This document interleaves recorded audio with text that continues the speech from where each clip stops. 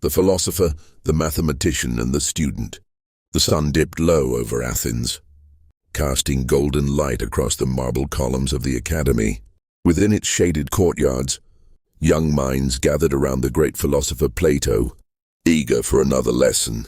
Among them was Aristotle, his most brilliant but most challenging student. He listened intently, arms crossed, his mind constantly testing the words of his master. Today, however, Plato was not speaking of politics or the soul, he was speaking of numbers.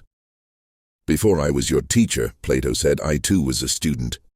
And my master, the great Socrates, opened my mind to reason. But there was another teacher before him, a man of such wisdom that even the gods seemed to whisper in his ear." The students murmured, intrigued. "Who?" one of them asked. Plato turned and with a piece of chalk drew a simple right triangle on a wooden tablet. "His name," he said, "was Pythagoras." A hush fell over the group. Everyone knew the name. Pythagoras, the legendary mathematician, mystic, and philosopher. A man whose followers spoke of numbers as though they were divine. Plato pointed to the triangle.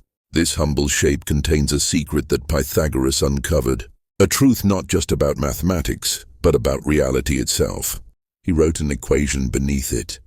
A2 plus B2 are a C2, the relationship between the sides of a right triangle. It works for all right triangles, no matter their size. This is not just a mathematical rule, it is an eternal truth. A truth that does not change, that exists beyond time, beyond the physical world. Aristotle raised an eyebrow. "An eternal truth?" he asked. "Master, do you mean to say that mathematics exists outside of reality itself?" Plato smiled.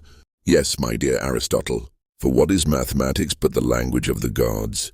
The structure of the universe, it does not change, it does not decay. It is absolute. It is, in a way, the closest we can come to understanding the forms."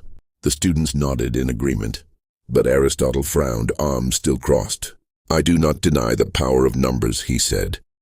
"But if this theorem is true, it is not because of some hidden world of forms, it is because we have observed it to be true in the natural world."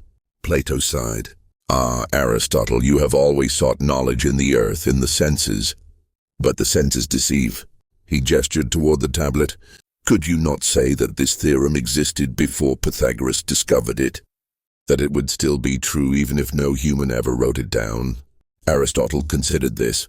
"Perhaps," he admitted. "But what if it is not numbers that shape the universe, but rather the universe that reveals numbers to us?" A chuckle echoed through the courtyard. Both men turned to see a figure standing at the entrance to the academy.